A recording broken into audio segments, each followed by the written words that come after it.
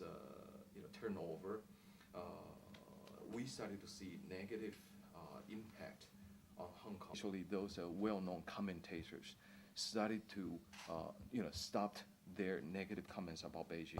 As a small country facing a giant, there's always a fear on Taiwan's part that China might use force against Taiwan. Especially China is increasing its military deployment in such a rapid way without any potential enemy on the horizon. And if you look at the military deployment on the Chinese side, there's plenty of reason, not just for Taiwan to be concerned, but for Japan, for the United States, and for anyone who has a stake in the stability in East Asia.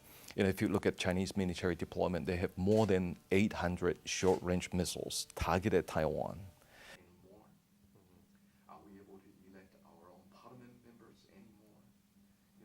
That we might see a substantial number of Chinese tourists going to Taiwan directly.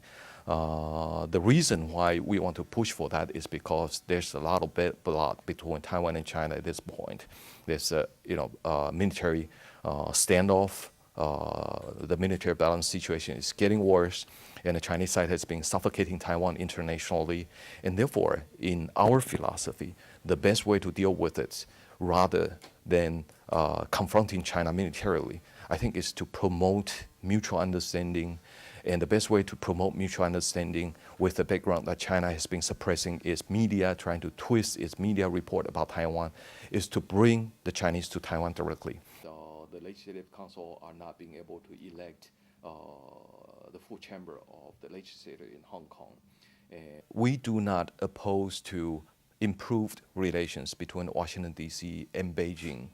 And we encourage the United States to seek closer relations with Beijing to improve mutual understanding so that there's no misunderstanding in between Washington, D.C. and Beijing, to prevent those kinds of misunderstanding from erupting into something unmanageable. But at the same time, our hope is that the improvement of the relationship in between Washington, D.C. and Beijing does not bear the cost on Taiwan. And so far, we think we are quite secure because we have the opportunities to express that views to the administration repeatedly. And we are being assured by the administration also repeatedly that Taiwan's interest is not going to be sacrificed. But Hong Kong is not a positive example for Taiwan.